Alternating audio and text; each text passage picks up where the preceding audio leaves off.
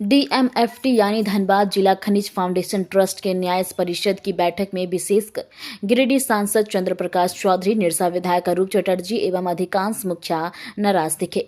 गिरिडीह सांसद की नाराजगी इस बात को लेकर थी कि न्याय परिषद की बैठक में जो भी एजेंडे आते हैं उनकी जानकारी एक सप्ताह पहले नहीं देकर सीधे बैठक में एजेंडे की कॉपी उपलब्ध कराई जाती है।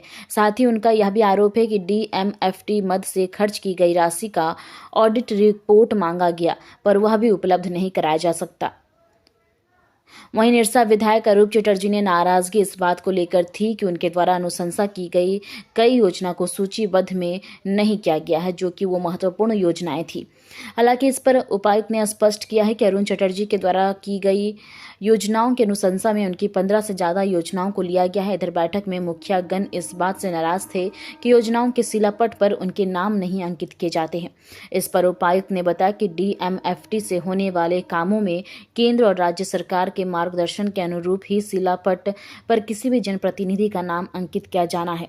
इस पर जिला प्रशासन कहीं से भी हस्तक्षेप नहीं कर सकती, परंतु मुखिया गण की मांग पर सरकार से मार्गदर्शन मांगा जाएगा। कि आप लोगों के द्वारा जो भी कमी बेसी है जनता तक पहुंचता है, इसके लिए मैं तमाम अपने मीडिया भाई बहनों को अपने ओर से हार्दिक इसलिए बधाई। आज के इस न्याय परिषद की इस बैठक में उपस्थित सभी जनप्रतिनिधि, चाहे पंचायत जनप्रतिनिधि हो, चाहे हमारे विधायक हो, सांसद हो, सभी लोगों के द्वारा पंचायत के द्वारा जो डीएमएफटी फंड से उस फंड से जो कार्य होना चाहिए तो वो अभी हमें लगभग 128 क्रियान्वयन जो हुआ है पंचायत स्तर पर, जो पंचायत प्रतिनिधियों के द्वारा जो अनुशंसा दिया गया था वो धरातल पर उतारने का काम हमारे डीसी मोदी किया है।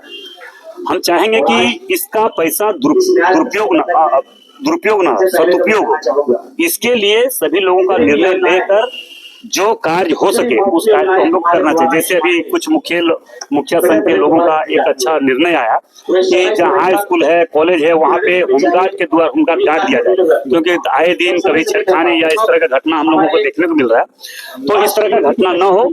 दूसरी बात है कि हम चाहते हैं कि एयरपोर्ट भी डीएमएफटी फंड से कैसे हो रही है। डीएमएफटी फंड से हम लोग न्याय परिषद के जितने सदस्य हैं सभी लोग अगर निर्णय ले ले तो हम लोग कोई भी काम को अनुशंसित कर सकते हैं, हम लोग उसका डिसीजन ले सकते हैं, निर्णय ले सकते हैं, क्योंकि ये पैसा का फंड का इस डीएमएफटी फंड का सदुपयोग तभी हो सकता है जब हम लोग सारे लोगों ने मिलकर एक राय होकर अच्छा से अच्छा काम कर सकते हैं, बड़ा काम कर सकते हैं। अभी एक हमारे चिरकुंडा के एक मुखिया महोदय बोल रहे थे कि वहां से लगभग 50 किलोमीटर दूरी धनबाद पड़ता है और बीच में कोई ट्रामा सेंटर नहीं, कोई हॉस्पिटल नहीं है। इसके लिए ट्रामा सेंटर बनाने का निर्णय हम लोगों ने लेंगे। दूसरी बात है कि राज्य सरकार का जो स्थिति है, राज्य सरकार का एक भी पैसा भी धरातल पर नहीं उतर रहा है। जो अभी जो नाम कमाने जो करना है डीएमएफटी फंड, ये केंद्र सरकार का पैसा है और केंद्र सरकार का पैसा ही अभी जितना अभी वाहवाही राज्य सरकार कर ले, राज्य सरकार के पास पैसा ही नहीं है, वो धरातल पर उतरने की कोई काम ही नहीं चल रहा है उसके पास। इसलिए हम चाहेंगे कि इसका पैसा का सदुपयोग हो, दुरुपयोग ना हो, और दुरुपयोग करने वाला कोई भी अगर किया है करेगा उस पर हम लोग कार्रवाई जरूर करेंगे। दूसरी बात है कि अभी केंदुआ में जो गैस रिसर्व हुआ उसके लिए भी हम लोगों ने बात किया, केंद्र सरकार के सेंट्रल मिनिस्टर जो हमारे रेड्डी साहब है उनसे बात की, वहाँ टीम हम भिजवाए थे, वहाँ पे भी हम लोग चाहेंगे कि वहाँ पे कैसे भराई हो और वो गैस रिसर्व बंद हो। दूसरी बात है कि जो पेयजल का जितना योजना चल रहा है, चाहे केंद्र सरकार को या राज्य सरकार का, वो गर्मी आ रहा है, गर्मी आने से पहले हमने अभी निर्देश दिया है डीसीआर को, जिला प्रशासन को, इसका तुरंत 15 दिन के अंदर बैठक करे और फरवरी के बाद फिर गर्मी आएगा, गर्मी आने से पहले अगर कर सकता है तो ठीक है, नहीं तो उस पर कार्रवाई करे। समय रहते पानी का जो भी जल का योजना चल रहा है उसका धरातल पर उतारना चाहिए, नहीं तो कोई 5 साल से 7 साल से, क्योंकि राज्य सरकार का कोई मॉनिटरिंग नहीं है, राज्य सरकार को कोई डर नहीं है इस राज्य के जनता से। अगर दर्द रहता तो वैसे कॉन्ट्रैक्टर को ब्लैकलिस्टेड करता या तो उसको जेल भेजा जाता। पैसा का दुरुपयोग कर रहा है, आधा अधूरा काम करके पूरा बिल उठा लिया गया है। इस तरह की स्थिति इस राज्य में सिर्फ डीएमएफटी फंड तो केंद्र सरकार का पैसा है और केंद्र सरकार हम लोग इस पैसे को सदुपयोग करेंगे, दुरुपयोग नहीं करने देंगे। अच्छा, ये कि ट्रॉमा सेंटर जो आपने बोला है क्या आप कर रहे हैं? हाँ, निश्चित तौर पर करेंगे। हर ट्रॉमा सेंटर जो चालू नहीं पाया उसको भी हम लोग प्रयास करेंगे। राज्य सरकार रोक दिया उसको, राज्य सरकार रोक दिया। हम तो बोल रहे हैं कि राज्य सरकार को हम चुनौती देना चाहेंगे कि राज्य सरकार काम हमें जमीन दे, जो काम करना हर काम होगा। हम कभी भी धनबाद लोकसभा क्षेत्र बोकारो के लोकसभा क्षेत्र में देवतुल जनता ने हमें आशीर्वाद दिया है। कभी धोखा गद्दारी नहीं कर सकते हैं, चाहे हमारा जान क्यों न चला जाए। मैं जो बोला हूँ करूंगा, मगर राज्य सरकार का मदद की जरूरत है। राज्य सरकार मदद नहीं कर रही है, राज्य सरकार मदद करे, जो काम है हर काम कर रही है। धनबाद में एयरपोर्ट बनेगी। देखिए, हर हाल में बनना चाहिए। बोकारो में भी एयरपोर्ट बन के तैयार है, वहां से भी चालू हो जाए, मगर वहां पे भी नहीं चालू करा। ये राज्य सरकार का भी है, राज्य सरकार केंद्र सरकार का जो काम पूरा कर चुका है। केंद्र सरकार का योजना विफल करना मंशा है क्या? निश्चित तौर पर केंद्र सरकार का कोई भी ध्यान, राज्य सरकार केंद्र सरकार यहाँ से फंड भेजता है, उसका दूसरा नाम करके इस तरह से बंगाल की स्थिति, उसकी स्थिति को आज राज्य सरकार झारखंड में ले जाना चाहता है, मगर वैसा नहीं होने देंगे। आयुष्मान का नाम बदला इसलिए जी, आयुष्मान को देखिए, आयुष्मान अभी हम दिल्ली में ही आयुष्मान में अभी 5 लोगों का इलाज करवाए, मगर आयुष्मान से यहाँ भी जितने हॉस्पिटल है गैर कानूनी ढंग से आयुष्मान का पैसा गलत मिली। बीसीसीएल का भी पैसा, बीसीसीएल एक पेशेंट पर 20-20 लाख 50 लाख करके बिल बनाता है सिर्फ पैसा लूटने के लिए। इसका जांच हम करवाएंगे। यहाँ एक से एक ऐसे हॉस्पिटल है जो सिर्फ लूटने के लिए बना है, सेवा के लिए नहीं, सहयोग के लिए नहीं। जांच करवाएंगे। एक हॉस्पिटल, यहाँ हॉस्पिटल के नाम से कुछ ऐसे हॉस्पिटल लोग क्राइम कर रहा है। और डीसी साहब को कई बार बोल चुके हैं, रेट निर्धारित करे कि इसका इस ऑपरेशन का क्या है, पानी चढ़ाने का क्या है, तो इसका एसीजी का क्या है, तो अल्ट्रासाउंड का क्या है, इसका रेट निर्धारित पूरा। आयुष्मान तो सिर्फ लूटा है। ये धनबाद में जो स्थिति हम लोग को देखने को मिला, अभी हम एक पेशेंट का ऑपरेशन अभी हम वेदांता में करवाए, क्योंकि वेदांता जैसे बड़ा हॉस्पिटल हमें नहीं लगता है राज्य में, वो तो देश में बहुत ऐसे एक नामी गानी है, उसमें हम करवाए, तुरंत उसको लागू किया। रेट चार्ट बहुत, कोई पहल नहीं हो रहा है। दूसरी बात है कि यहाँ पे कुछ ऐसे माफिया द्वारा जो आउटसोर्सिंग का कार्य किया जा रहा है, उसमें ग्रामीणों का जमीन जबरन लूटा जा रहा है, जबरन काटा जा रहा है। जिला प्रशासन को सूचना होने के बाद भी वैसे गुंडे लोग पर कार्रवाई नहीं हो रहा है। इसका भी हम लोग पुरजोर विरोध करेंगे। क्राइम के लिए बोले हैं कि जो भी फंड लगे डीएमएफटी फंड से करेंगे, क्राइम हर हाल में कंट्रोल होना चाहिए। आए दिन जो धमकी और चमकी मिल रहा है वो किसी कीमत पर बर्दाश्त हम नहीं करेंगे। 24 तारीख को हो सके तो आएंगे, इसका सूचना हम आपको कंफर्म निराकरण हम लोग उस पर प्रयास कर रहे हैं। बस ये देखिए ना, अभी लूट मचा हुआ पूरा राज्य में, और राज्य सरकार के लोग आकर, कुछ पार्टी के लोग आकर बोलता है कि केंद्र सरकार कुछ कर नहीं रहा है, केंद्र सरकार का मामला, केंद्र सरकार लुटवा रहा है, यहाँ पे लूट रहा है, कौन नहीं जान रहा है। इसलिए छोड़िए सब बातें नहीं बोलना। देखिए, योजनाएं न्यास परिषद में अनुशंसा पर, ग्राम सभा के अनुशंसा पर प्राथमिकता के तौर पर की जाती है, तो उसमें सदस्य सभी जो है माननीय स्थानीय सांसद हैं, विधायक हैं, उन सबकी भी अनुशंसा पर कार्य होता है।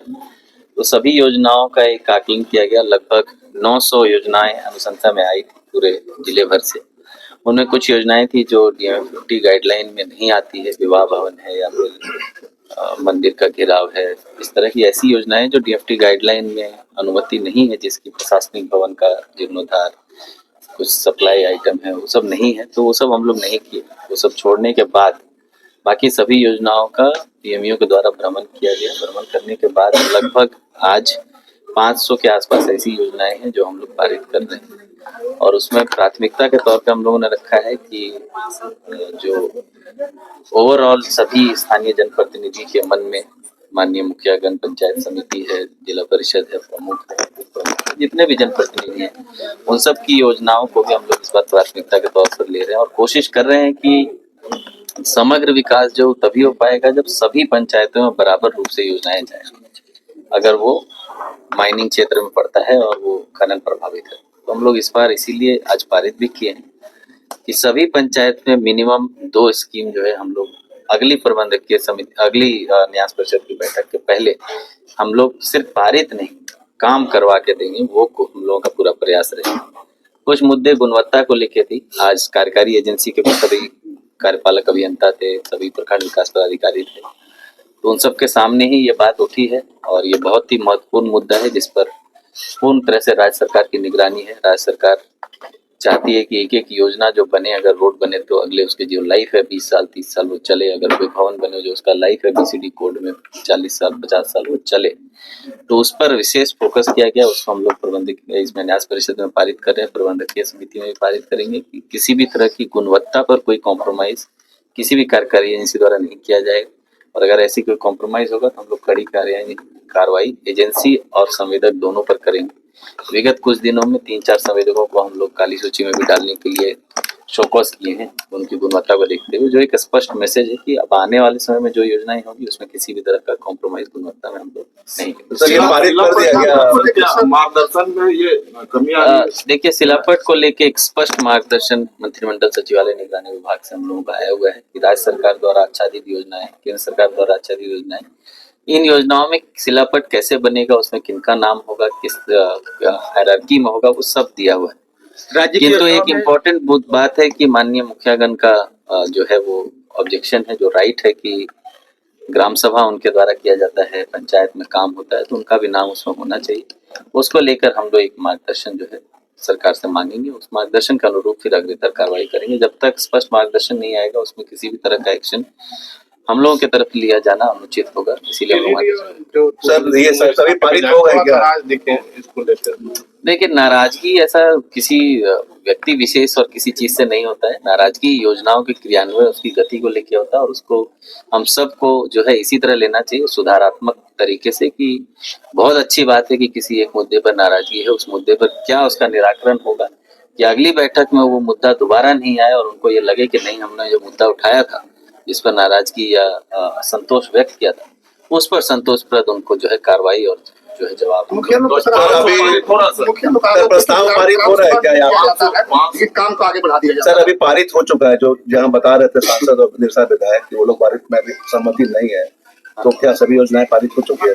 अभी हम लोग प्रोसीडिंग बनाएंगे और मूलतः मुझे लगता है पारित ही है। थोड़ा कंफ्यूजन था कि उनको 4-5 योजना ही उनके स्तर का हुआ है, फिर उन्होंने लिस्ट देखा तो उसमें 15 निकल कर आया, तो बोले नहीं 15 भी कम है, तो फिर हम लोगों ने फिर पूरा लिस्ट उनको दिया है। पारित सभी है, वो चूंकि आज ही बैठक और आज ही सूची उनको मिली, हम लोगों की बैठक जनवरी में होने वाली थी, प्रीपोन किया गया क्योंकि सब लोग माननीय सांसद विधायक विभिन्न चीजों में व्यस्त थे। पहले 27 को बैठक हुई, फिर 20 को हुई, फिर 22 को हुई, तो इन चीजों में जो है हम लोग सूचनाओं का आदान प्रदान समय से नहीं कर पाए थे, तो उनको वो जो कंफ्यूजन था वो जाने से पहले मुझे लगता है दूर हो गया है। उनकी जो योजनाएं हैं वो जितनी अनुशंसा आई है वो जेन्युइन है, तो वो एकदम होगी, उसमें कोई पक्षपात करने का कोई बात ही नहीं होता है। वो हम लोग क्यों ही करेंगे। निरसा, झरिया, धनबाद, ये तो खनन प्रभावित क्षेत्र है, मूलतः इनमें ही कार्य होना है।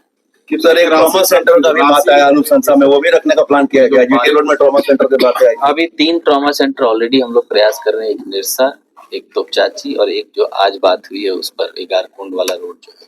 सर मुख्य का आरोप है कि का बैठक था और जेएमएफटी की बैठक में तो जो भी प्रस्ताव आए और जो भी हमारे पंचायत के प्रतिनिधि और माननीय सांसद, माननीय विधायकों का सभी लोगों ने अपने अपनी बात को रखा, और मैंने पूर्व में कहा कि जेएमएफटी योजना का जो पैसा है वो प्रभावित क्षेत्र, अति प्रभावित क्षेत्र है और प्रभावित क्षेत्र दोनों में खर्च करना, लेकिन पैसा जिस प्रकार से खर्च हुआ, और मैंने लिखित रूप से भी पहले 3 साल का ऑडिट रिपोर्ट मांगा, लेकिन ऑडिट रिपोर्ट हमको नहीं मिला।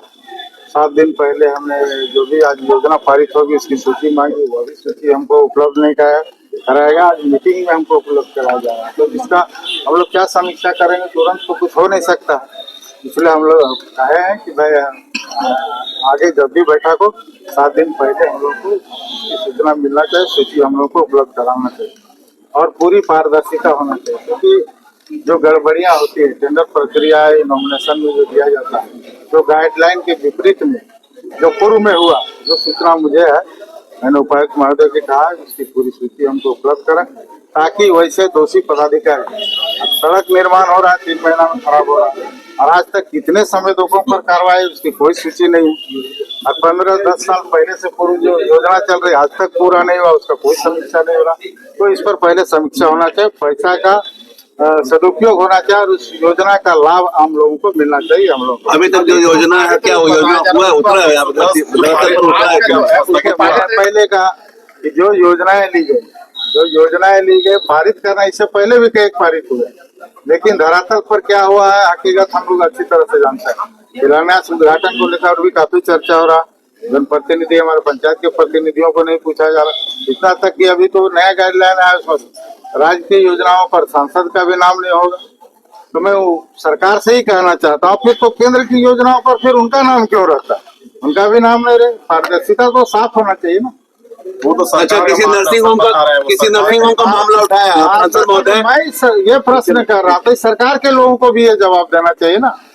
ये मान लीजिए राज्य सरकार की योजनाओं पर सांसद का नाम नहीं रहेगा, ये बात तो बहुत अच्छा स्वागत की बात है, लेकिन सरकार को यह भी निकालना चाहिए कि भारत सरकार की योजनाओं पर विधायक का नाम नहीं। अच्छा, सांसद महोदय, एक और स्वास्थ्य विभाग का शिलान्यास कई बार होता है, मुख्यमंत्री जी शिलान्यास करते हैं, ऑनलाइन शिलान्यास पूरे राज्य का करते हैं, इतने लाखों करोड़ का शिलान्यास करते हैं, फिर जमीन में आते हैं तो फिर माननीय विधायक भी शिलान्यास करते हैं भूमि पूजन के नाम पर। यह कौन सा गाइडलाइन तो भी कौन सा कर लिया गया 110। हाँ, हम लोग इस योजना जो भी है, मैंने जानकारी मांगा है, जो जानकारी नहीं मिलता है तो चूंकि डीएमएफटी का पैसा का दुरुपयोग होगा तो उसके जिम्मेवार हम भी हैं, इसलिए हम चाहते हैं कि जो प्रश्न हमारे द्वारा उठाए गए उस पर पूरी पारदर्शिता हो, तभी हम इसको। अच्छा, स्वास्थ्य को लेकर आपने मामला उठाया, क्या मामला है? मैंने पहले ही कहा कि स्वास्थ्य विभाग की जो लचर व्यवस्था है ये आप लोग अच्छी तरह से जानते हैं, कहीं डॉक्टर नहीं है, हॉस्पिटल बिल्डिंग बन रहा है, अभी भी बिल्डिंग बनने का प्रस्ताव आया,